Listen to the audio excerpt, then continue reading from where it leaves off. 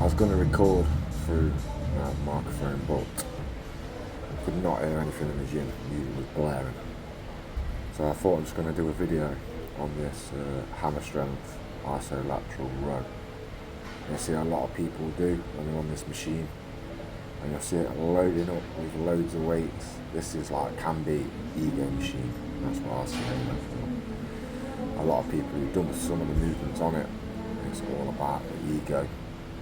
And I'll show you some ways to get the benefits of it. You can use the ego thing, but a lot of people, what they'll do is grab it at the top like this, right at the top. And then if you pull it at the top, and if they lean back with the arm straight, look how high the plates are off the bottom. So as I pull it back, virtually all the weight's going off it, because it's going virtually past the balancing point. So when you're doing it like that, you can literally put plate after plate on. You can get this up to 5, probably 6 plates. Get your straps on and you'll go. But look at the showing here, look at that, look. So some people come as far back as that, believe it or not, sometimes. I'm surprised they don't throw it all the way over, but it's dead easy. You can probably pull that back with my big toe. But the best way, what I find, is when you're working on this machine, you don't really know to go. It's heavy, but you'll get the maximum effect from the machine. You sit with your chest right against it, feet flat to the ground or on the plate. Obviously everybody knows when any movement you're doing, all the power comes from your feet. When you punch in, throwing a ball, lifting weight, everything comes from the ground up. So always get your foot placement down, fixed and strong. Now get your hand right at the top, right down at the bottom, chest against the pad, and then squeeze it back. Stretch your arm, and we're going to pull it back, squeeze it back, nice and steady, slow out, a bit faster in for that squeeze, and then stretch. Now you'll feel this compared to holding it at the top, how I've previously shown.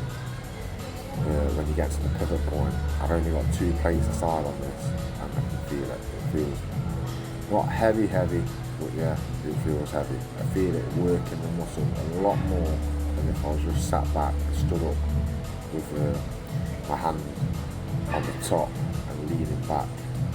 And I'll do the same with the other, exactly the same again. Chest pressed against the pads, leaning forward, feet flat to the ground, driving through the feet, pulling it from the bottom of the handle, stretching out, squeezing it, keeping them elbows in tight as well. You want to feel that lat right at the bottom. You feel it pinching and squeezing when you're pulling it back. If you're not feeling it, then it's not working. The thing you need to get to grasp with when training, it's not about the weight, it's about the muscle and mind connection. You've probably heard it 1,000 times, but I'm telling you now, it's true. And that's one of the ways I've started to get my back to move. Obviously I do it twice a week as well, but also I literally focus more on the muscle and the feel of where I am, the positioning of my hands, the positioning of my body, how I'm sat on the machine. Everybody may be different, but it's near enough the same. So when I train with somebody and they're doing a certain movement, I can visually watch what they're doing and I can move them into a better position, and they'll feel it a lot more, and they will not do as much weight. I can guarantee you that. Stretching out a bit now, But saying that, this 3 plates, I'll probably just go up to 3 plates, so I'm going to show you something in a minute. And I want you to try it, and I reckon you'll be surprised compared to what you do. I mean, there is sometimes you can do some machines where you have that same thing on that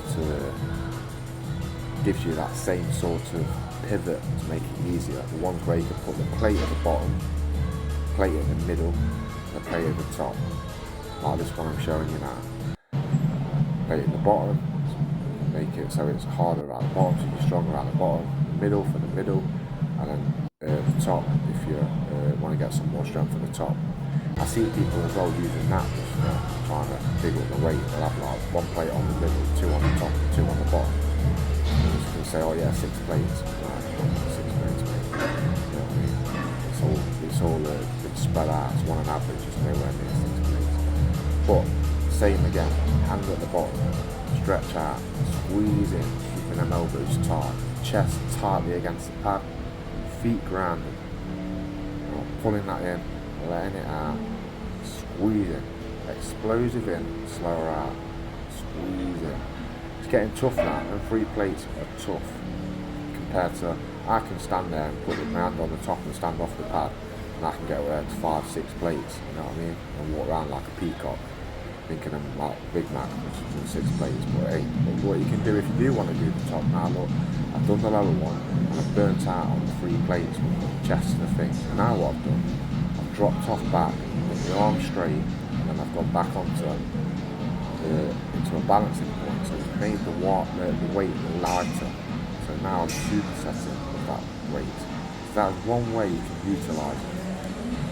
Because before, I just burnt out on 3 plates sat on the chest to the pad. Now, when I stand like that, and I'm pulling myself off the pad, I can carry on better. Why? Because it's easier. Same again on the other side. Chest tight to the pad, feet grounded to the floor, stretching out, squeezing it, keeping it all tight, feeling that pinch, feeling that burn.